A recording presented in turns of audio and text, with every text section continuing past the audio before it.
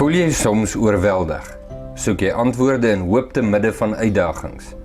Ontdek insig en bemoediging in Christus Jesus deur hierdie inspirerende Bybelstudies en dagstukke. Al sou die vrye boom nie bot nie, 'n diepgaande Habakuk Bybelstudie oor vertroue in God selfs wanneer dinge donker lyk. Ek is tot alles in staat. 'n Filippense Bybelstudie wat jou herinner dat jou krag in Christus lê, as ook die Kolossense Bybelstudie wat die heerlikheid en sentraliteit van Christus vier. Openbaring ontsluit, 'n vars blik op die boek Openbaring, nou ook beskikbaar in Engels as Revelation Unlocked. Vir daaglikse inspirasie, lees Words of Jesus for Men, 'n toegewyde dagstukkie spesiaal vir mans, en Wees oor niks besorg nie, wat jou help om in God se vrede te rus. Beskikbaar by jou naaste Koemboeke of aanlyn by www.koembooks.co.za. Vind jou anker, voed jou geloof. En elke knie sal buig, elke mond getuig, dat U die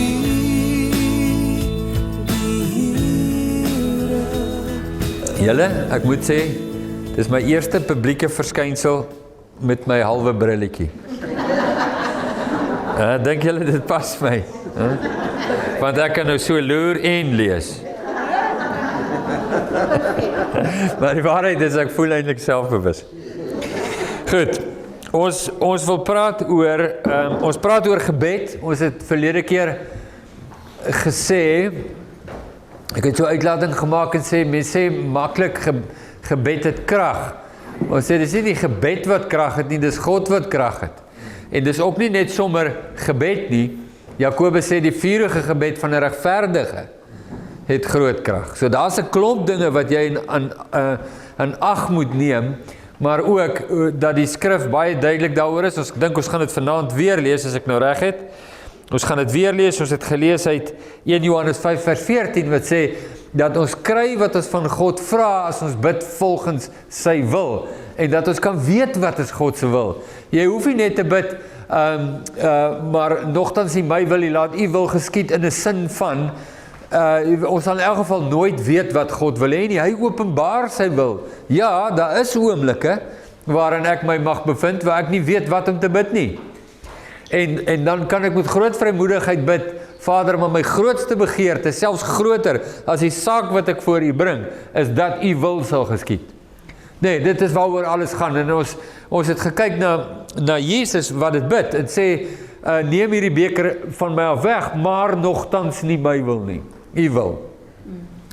En hoe dit werk in ons lewe, so ons wil nou net met daai tema net aangaan, maar vanaand het ek so 'n paar versies gekies, wat ek wil hê jy saam met my wil lees, want waarna ons wil kyk is, na wie luister God?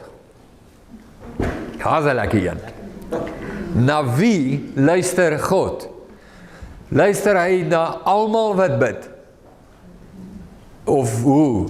Nou, ons kan elkeen ons eie opinie sê, maar kom ons gaan kyk wat sê God oor die onderwerp in die Bybel. Is julle reg vir dit? So ek het toe nou besluit, in plaas van vreeslik rondspring, het ek dit mooi gerangskik. So ons gaan 'n versie lees, en dan gaan ek vir julle vra, wat leer julle uit hierdie versie? Wat hoor julle sê die versie? Dan lees ons die volgende en doen dieselfde met hom. Is julle reg vir dit? So, vir die eerste ene moet ons gaan na 2 Kronieke.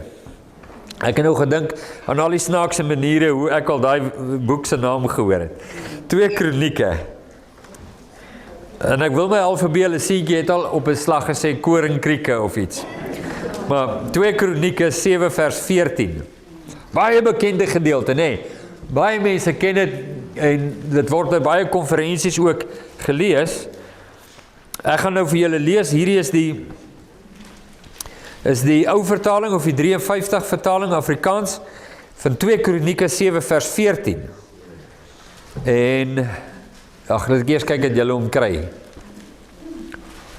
2 Kronieke 7 vers 14. En die versie lees, as my volk, oor wie my naam uitgeroep is, hulle verootmoedig en bid, en my aangesig soek, en hulle bekeer van hulle verkeerde weë, sal ek uit die hemel hoor. Wat, net op grond van die versie, wat leer jy? Wat is God se voorwaarde vir hy sal hulle hoor? Goed, jy moet julle verootmoedig voor die Here. Soek hom. Goed, hy praat nou spesifiek met Israel, maar wat nou interessant is, hoor gou hier, dankie vir daai. Hy praat met Israel, die volk oor wie sy naam uitgeroep is. Maar dis nie te sê hy luister na hulle gebede nie. Hy sê vir hulle, hier is die voorwaarde. As julle sal ek. Het julle dit gesien? Dit begin met die woorde as my volk, dan praat, dan sê hy sal ek uit die hemel hoor. Lees julle Bybels dieselfde? Wat noem mens 'n as sal klousule? Jy noem dit 'n voorwaarde. As jy jou groente eet, sal jy pudding kry. Dis 'n voorwaarde. Nee. Dis 'n ja. So, hy sê as my volk wat? As hulle verootmoedig, hulle bid, my aangesig soek en hulle bekeer van hulle verkeerde weë, wat dan? Dan sal ek hoor. Bekeer van hulle verkeerde weë, sal ek uit die hemel hoor. Ek dink, ek het hier dit klink vir my soos 'n nuwe vertaling. Ja. Goed, dis 2 kronieke, is interessant, né? So kom ons kyk of die res van die Bybel, insluitend in die Nuwe Testament, dieselfde sentiment weerspieël, 'n sentiment van voorwaarde. Ons sal kyk. So Psalm, ons gaan nou Psalm toe, so ons gaan nou weg van kronieke na Psalm. Daar is so 3 versies in Psalm. 34.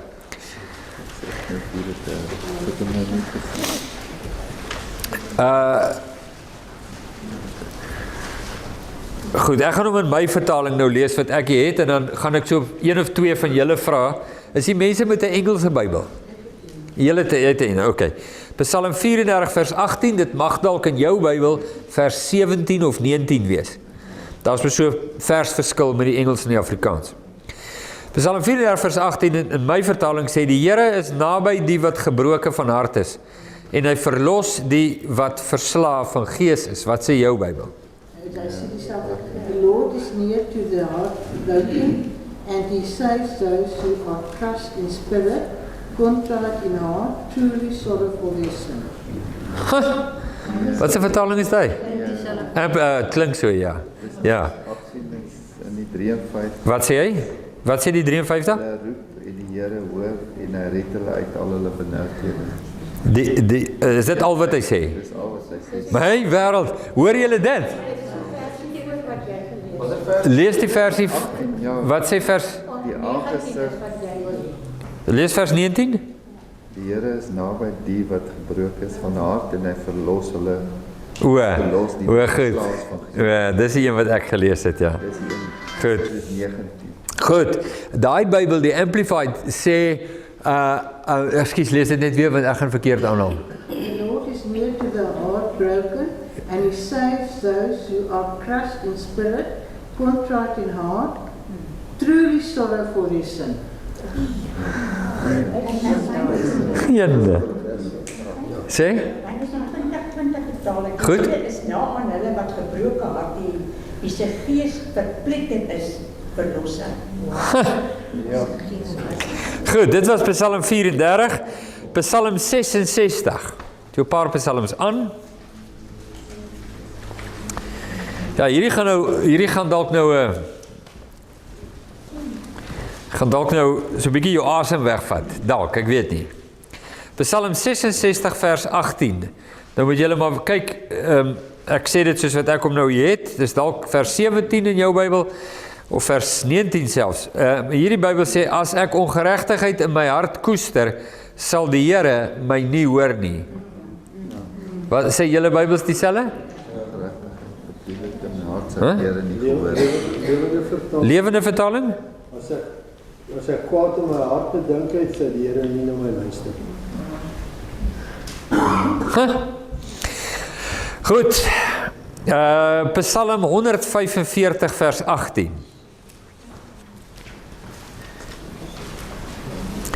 Kyk of jy die skrif beleef as, nou sê hy dit, dan sê hy iets anderste, of beleef jy 'n deurlopende boodskap? Nee, dis waarna ons wil kyk. Psalm 145 vers 18, my Bybel sê, die Here is naby, 145 vers 18, die Here is naby almal wat hom aanroep, almal wat hom in waarheid aanroep. Is dit wat julle Bybel sê? Engels ook. Die Here is naby wie? Die wat hom aanroep in waarheid. Dis belangrik, die woorde is belangrik, nee. Dis Psalm 145, dan gaan ons van Psalm na Spreuke toe, dat ons daarna nog een in die Ou Testament en dan 'n paar Nuwe Testament. Spreuke 28 vers 9.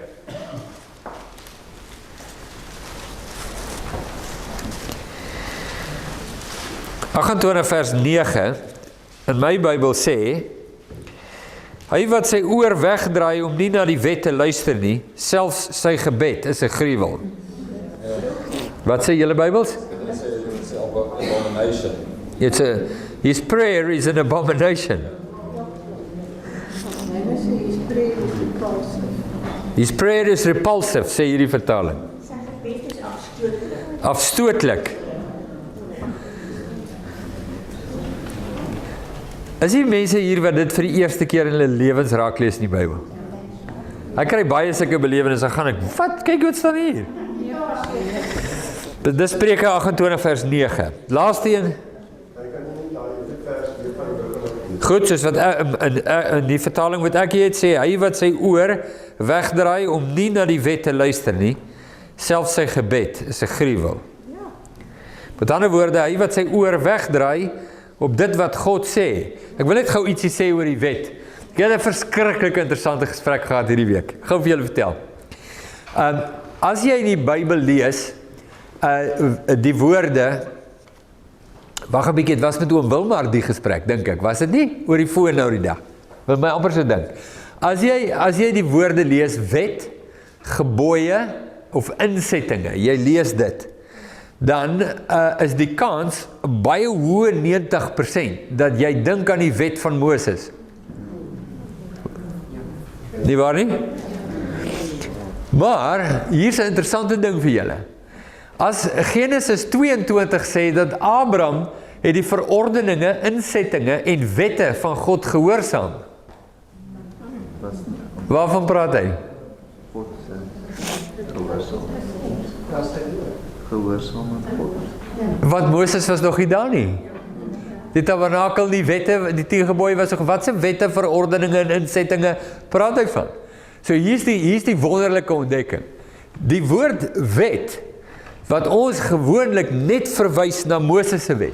Die woord wet beteken enige iets wat God sê, is wet. As God sê moenie, is dit 'n verordening, 'n insetting en 'n wet. Dis nie onderhandelbaar nie. As hy sê moenie, dan is dit moenie. Kom ek vat dit nou iets vreeslik simpel. Jy's by 'n braaivleisvuur en jy weet die manne dat praat hulle braai en hulle is lekker daar by mekaar en jy weet maak so 'n paar grappe en jy dink jy het 'n goeie grap gehoor hierdie week en jy wil hom vertel en jy hoor dat die gees van God sê moenie daai grappie vertel nie. Is dit 'n wet? Enige iets wat God sê. As hy sê moenie, is dit moenie. Dis 'n wet. Ons dink so, ons dink wet van Moses, 10 gebooie, is daar van wet gepraat, maar is nie waar nie. Jesus sê, as julle my lief het, moet julle my gebooie bewaar. Waarvan praat hy? Alles wat hy sê. Hy sê vir hulle net in daai vorige hoofstuk, 'n nuwe gebod gee ek julle. Ek beveel julle dat julle mekaar moet lief hê. Enigiets wat God sê, hy is God. Wat hy sê is wet. As hy sê moenie dit doen nie, moenie dit doen nie. Nee, so ons kan Spreuke 28 lees. Ekskuus, was dit 28? Ja. 28 vers 9. Hy wat sy oor wegdraai om nie na die wet te luister nie, Ons kan nie Moses se wet uitsluit nie, maar ons kan weier nou sê. Ons kan ook sê, hy wat sy oor wegdraai om nie te hoor wat God sê nie. Dis God wat praat. En dit wat hy sê is nie voorstelle nie. Hy maak nie 'n voorstel, moenie daai grap vertel nie, maar ag okay, as jy wil kan jy, maar moenie dit doen nie. Dis nie hoe God werk nie. En daarom is dit so belangrik, weet julle wat was Paulus se aksie hier teenoor, net vir julle sê, julle sal dalk onthou waar dit staan. Hy sê hierdie woorde. Dis nou Paulus wat al die wonderlike goed geskryf het.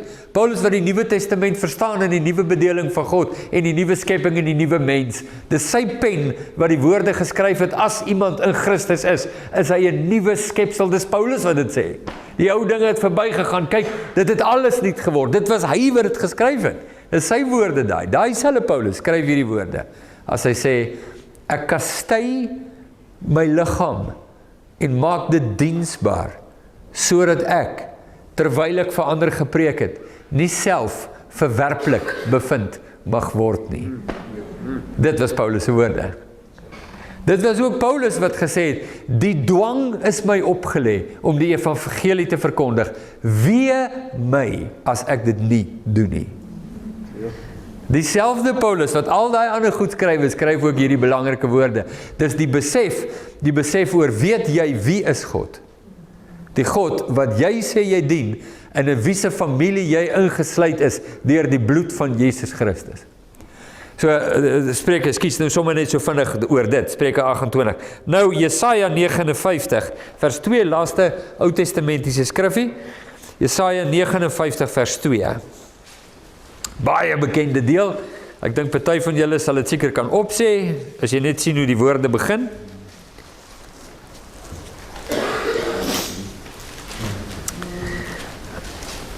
Maar julle ongeregtighede, vers 2, het 'n skeiding gemaak tussen julle en God, en julle sondes het sy aangesig vir julle verberg, sodat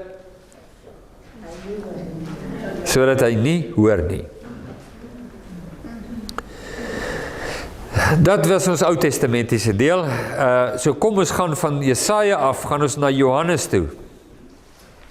'n Interessante gesprek tussen die Jode en Jesus, en hulle haal die Ou Testament aan, en duidelik gaan jy nou sien, wat verstaan hulle, wie se gebede hoor God? Hulle verstaan dit reg, en hulle haal die Ou Testament opsommenderwys aan vir Jesus, om te sê, ons weet mos, dat wanneer dit by gebed kom, is dit die mense wat God hoor, en dis die mense wat hy nie hoor nie.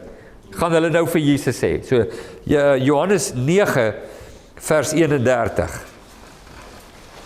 Johannes 9 vers 31.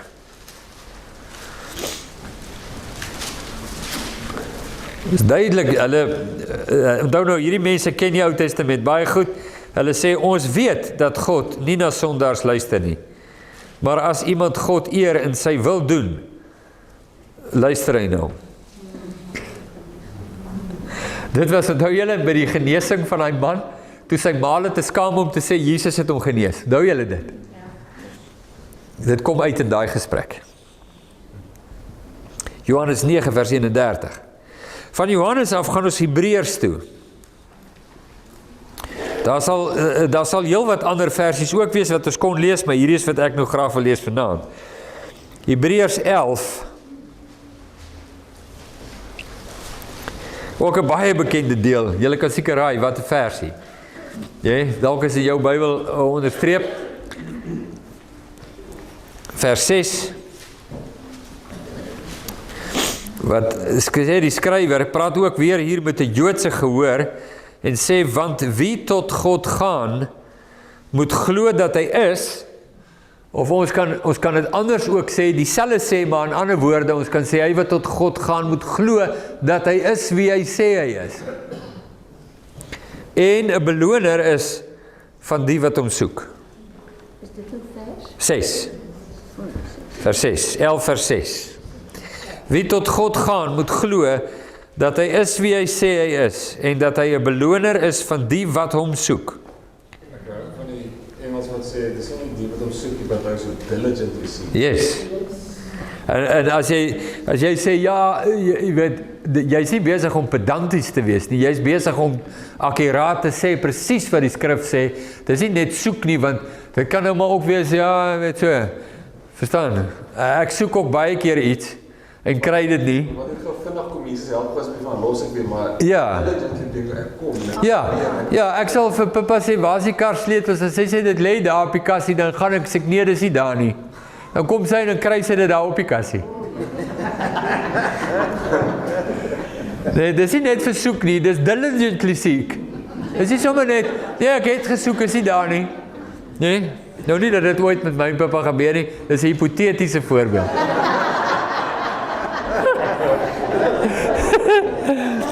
Goed. Nou ja, na Hebreërs, die volgende boek is Jakobus. En daar's 2 versies in Jakobus wat ons kan lees. Een is Jakobus 4, vers 3, waar Jakobus inlê en sê, julle bid en julle ontvang nie, omdat julle verkeerd bid, om dit in julle welluste te bestee.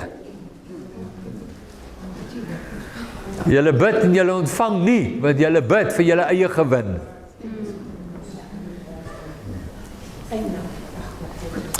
Dis die een ding wat hy vir hulle sê, maar toe is hy nog nie klaar nie.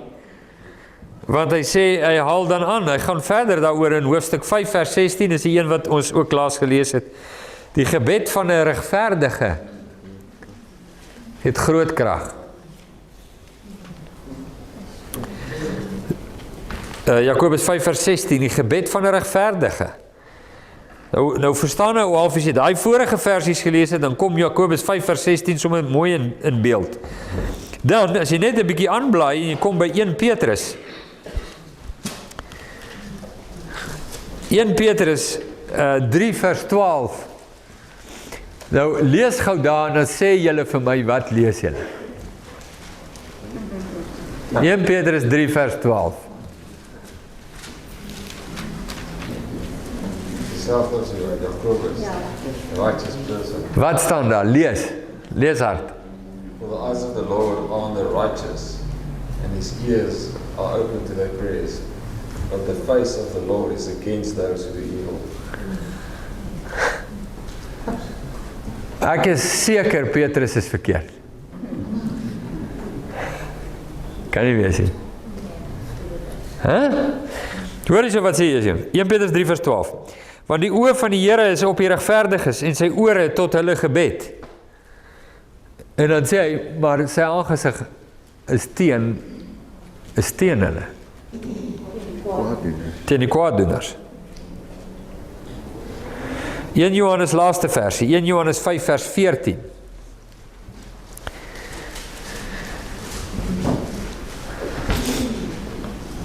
In Johannes 5 vers 14 sê, en dit is die vrymoedigheid wat ons teenoor hom het, dat hy ons verhoor as ons iets vra volgens sy wil. Nou, kom ons sê net iets duidelik, want dis interessant, dis nou sommer net, dis nie al die verse oor gebed nie, dis nou sommer net 12 versies so gevat. Ek dink ons, jy weet, as ons 'n bietjie weier lees, en kom jy op verse af wat dit verduideliker sê. Maar ons sê dit, jy kry 'n mens, sy hart is teen die gesag van God gedraai. Hy wil sy eie baas wees, en hy wil doen wat hy wil doen, soos wat hy dit wil doen, wanneer hy dit wil doen, so dikwels as wat hy dit wil doen, so lank as wat hy wil doen. Maar wanneer hy in 'n probleem kom, dan moet God help. Die Bybel sê, God luister nie eers vir hom nie. Ons sê, nee, God luister. So iemand is verkeerd, en ek het 'n spesmaas, dis die Bybel. Want ons kan nie verkeerd wees nie. So iemand weerstaan die gesag van God, en beer in 'n rigting voort. Maar ek kan jou vertel, daar is een gebed, wat God van daardie persoon onmiddellik sal aanhoor. Een. Wat? Want julle het dit gelees nou. Daar's een gebed, wat God sal aanhoor van hierdie persoon. Weerstaan sy gesag, wil niks met sy gesag te doen nie. Ek is die beheer van my lewe, ek het dit. En dan slaan haar 'n vreeslike benoudheid, dan sê ek, help! Hy sê, ek luister nie eers na jou woorde, na jou gebede nie. Hy sê dit so kras in Jesaja 'n hele paar keer, julle gebede is vir my 'n gruwel. Maar daar is een gebed van hierdie ou, wat God na sal luister. Watter een? Wat? Ja, dis die gebed wat sê, ek is verlore. Red my. As daardie draai in waarheid is, sê die Bybel, luister God in waarheid. Maar die familie van God, jy en ek, wat deur die bloed van Jesus ingesluit is in die familie van God, deur geloof in Christus Jesus, wat ons knieë buig voor Jesus. Ons het 'n vrymoedigheid wat verstommend is. Want ek kan met God praat oor my lewe en hy hoor. Hy luister wel. En die rede hoekom hy luister is nie omdat hy van my glimlag hou nie. Die rede hoekom hy luister is omdat ek my knie buig voor Jesus. En as jy, hoor ek wil jou iets skerp sê, skerperig nou. As jy hier sit vanaand en jy weet, jy buig nie jou knie voor Jesus nie, wil ek nou vir jou vertel, daar is een ding wat jy ook moet hoor. Terwyl jy weet dat jy buig nie onder Jesus nie, jy aanvaar nie sy gesag nie, jy weerstaan hom in jou lewe, en jy weet jy doen dit, wil ek ook vir jou sê, God sê, hy luister nie na jou gebede nie. Jou gebede is 'n gruwel. Want, en een van die redes hoekom dit 'n gruwel is omdat jy jou godheid wil behou, dat jy die arrogansie om in die teenwoordigheid van God, jouself as God te verklaar, deur sy gesag te weerstaan, maar wanneer jy in benoudheid is, moet hy verbykom. En dis arrogant. Hy moet jou kinders beskerm, hy moet dit doen, hy moet dat doen, hy moet al die klomp goeders doen, asof hy een van die werknemers in jou empire is. En dis net bloot arrogant. En God sê, het sal nie so gebeur nie. Daar is 'n godnis, nie jy nie. En tensy jy jou knie in jou hart buig, is ek nie jou diensknegt nie. Sal ek jou nie luister nie. Ek sê in elk geval nie jou diensknegt nie, maar ek sal jou nie luister nie. Tensy jy buig, en jy is deel van my familie, en jy buig onder my gesag, en jy aanvaar my waarheid, en jy verklaar dat ek is wie ek sê ek is, soos Hebreërs sê, dan luister ek graag na jou as jy dit doen. Graag. Ek hoor graag jou hart, so graag, dat Paulus sê, in alles maak julle begeertes bekend by God in gebed, met gebed, smeking en danksegging. Ek hoor nou die dag iemand sê, maar ons hoef nie God te smeek nie. Maar dis wat daar staan. Nee, dat ek kan met smeking, hoor jy so, jy hoef nie 'n oue lesing oor smeek te gee nie, die saak moet net ernstig genoeg wees. Jy smeek outomaties, jy het nie 'n les in smeek nodig nie. Jy smeek outomaties, as die saak regtig diep en ernstig op jou hart lê, dan smeek jy. Jy staan voor God, nie omdat jy dink hy jou nie hoor nie, dis net omdat dit vir jou so ernstig is. Jy is nie blasé daaroor nie, jy praat met erns en gewig. Die bottom line van die boodskap ten alle tye is, nommer 1, God is nie 'n genie in 'n lampie nie. Jy vryf nie die lampie en dan kom God uit en gee jou 3 wense nie. Dis nie hoe dit werk nie. Hy is God. En wanneer jy voor hom buig en hom aanbid as God, en aan sy gesag onderdanig is, sê, Here, hier is my hart, beteken nie jy is foutloos nie, beteken nie jy is perfek nie, maar dit beteken dat jy jou houding in jou hart buig voor God. Hy sê, ek luister graag daarna. Nou, onthou ek my pa wat vir my lees, uit 2 Kronieke 16 vers 9, wat sê, van die oë van die Here, deurloop die hele aarde, en hy soek, nou wat? Diegene wie sy hart onverdeeld op hom gerig is, en wat doen hy met hulle? Dit staan daar, om hulle kragtig te ondersteun. Is dit nie 'n beeld nie, dis 'n beeld, nee, 2 Kronieke 16 vers 9, die Here se oë deurloop die hele aarde. om diegene kragtig te ondersteun wie sy hart onverdeeld op hom gerig is. Dit is 'n ontsettende belangrike ding. As ek 'n beeld, ek sê dit nou maar net sommer laastens, as ek 'n beeld van God skep, wat die woorde van God weerspreek, dan is jy op 'n baie gevaarlike terrein. Jy kan nie aan God se beeld verander anderste as wat hy openbaar nie. Net omdat jy God meer aanvaarbaar wil maak vir mense nie. Net so dat hulle dan net moet weet, maar daar is hierdie groot teddybeer. Jy kan net na hom toe gaan enige tyd. Luister, dis God van wie jy praat. En hy vra, en ons het gesê, enigiets wat God sê is 'n wet. Dat ek hom erken as God en my lewe voor hom buig. Daar lê die lewe. Daar is God se ore en daar is God se oë. En ek en jy, as jy vanaand hier sit en jy het 'n getuienis, jy het 'n getuienis dat jy wedergebore is deur die Gees van God en dat jy buig onder die gesag van Jesus, dan het jy ook die getuienis dat dit op 'n stadium nie so was nie. Net soos Paulus skryf in Efesiërs 2, julle was eers kinders van ongehoorsaamheid, julle is dit nie meer nie, daar was en daar is die tyd nou, maar dan weet jy, maar God het jou gehoor op daai een dag, jy was 'n kind van ongehoorsaamheid, 'n vyand teen God, en jy wil niks met hom te doen hê nie, en die Bybel sê, hy keer sy ore van jou af, maar toe roep jy uit na hom, om verlossing, en 'n erkenning van wie hy is, en toe hoor hy jou onmiddellik.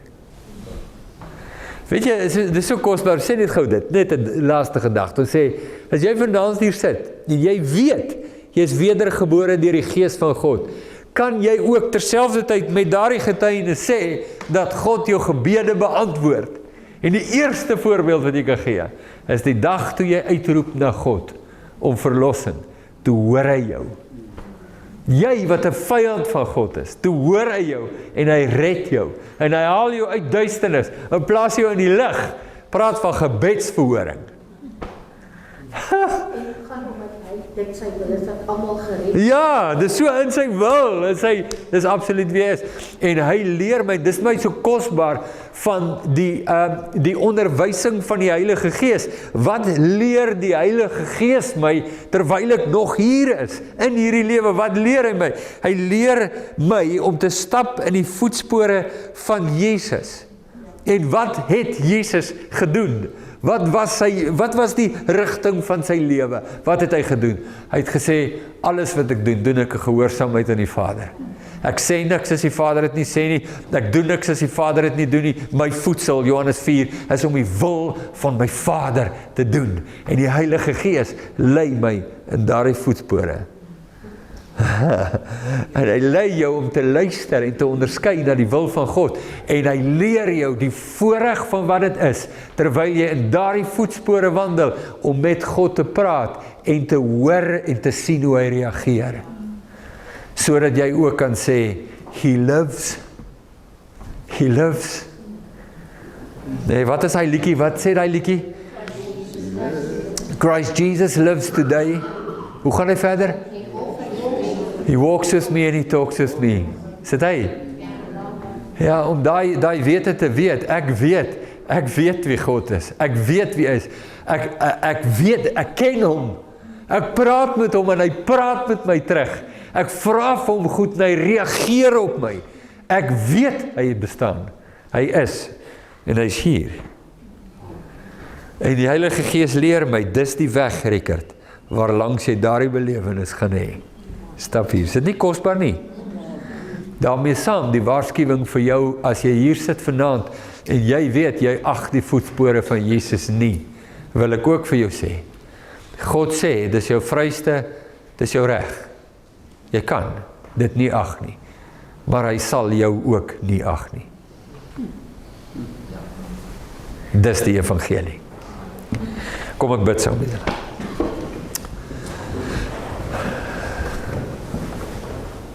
Ek weet nie wat dit is nie, Vader, maar daar's iets daar's iets aan hierdie woorde wat net goed is vir my siel om te hoor. Hoe belangrik en ernstig en selfsidderend ook al is, daar's iets van dit wat my siel nodig het om te hoor. Wat ek net onmiddellik verstaan, my veiligheid lê daarin. Here, as hier enige iemand in hierdie saal is vanaand, ek weet nie wie is die mense wat almal hier is nie, of iemand wat selfs nou na die video kyk, enige iemand wat na hierdie boodskap luister, in hierdie saal of deur middel van daardie videokamera daar agter, wat weet hulle weier die gesag van God in hulle lewens. Hulle weet dit. Here, ek bid in erns. Asseblief, Here Jesus, wil U nie dit nog 'n keer, nog duideliker vir hulle wys waarmee is hulle besig nie. In erns, Here. Want om voor U te staan, wanneer dit verby is net dit 'n verskriklike gedagte. Ek bid dit in erns. Mag hulle tot kennis van die waarheid kom, in Christus Jesus, sodat hulle kan beleef wat dit is, om die oë en ore van God op hulle lewens te hê. En dan Vader, vir almal wat in hierdie saal sit, en almal wat deur daai kamera kyk, wat die getuienis het in hulle harte nou, met groot vrymoedigheid en vreugde, wetende hulle is nie perfek nie, hulle is nie foutloos nie, maar met groot vrymoedigheid en reinheid van gewete, voor U kan staan en sê, ja waarlik, ek buig my hart voor die lewende God, voor my koning en my Here, Jesus Christus. Ek wil net vir U dankie sê, Vader, vir elkeen, wat daardie getuienis in hulle hart het. Dankie, Here, vir hulle geloof, en hulle liefde, en hulle ywer, en hulle toewyding, en hulle oortuiging. Dankie dat U in hulle lewens werk. Ek bid dat U hulle nog meer sal bekragtig in U, om U wil te leer ken, sodat hulle waardig voor U mag wandel, om U in alles te behaag, en in die kennis van God mag groei. Dankie vir U teenwoordigheid en die woord in ons midde. Ons het so 'n begeerte dat dit sal vrug dra in ons harte, in ons lewens. More of You, Lord. More of You. Ons sê vir U dankie daarvoor. In Jesus se naam. Amen. Elke knie sal buig, elke mond getuig.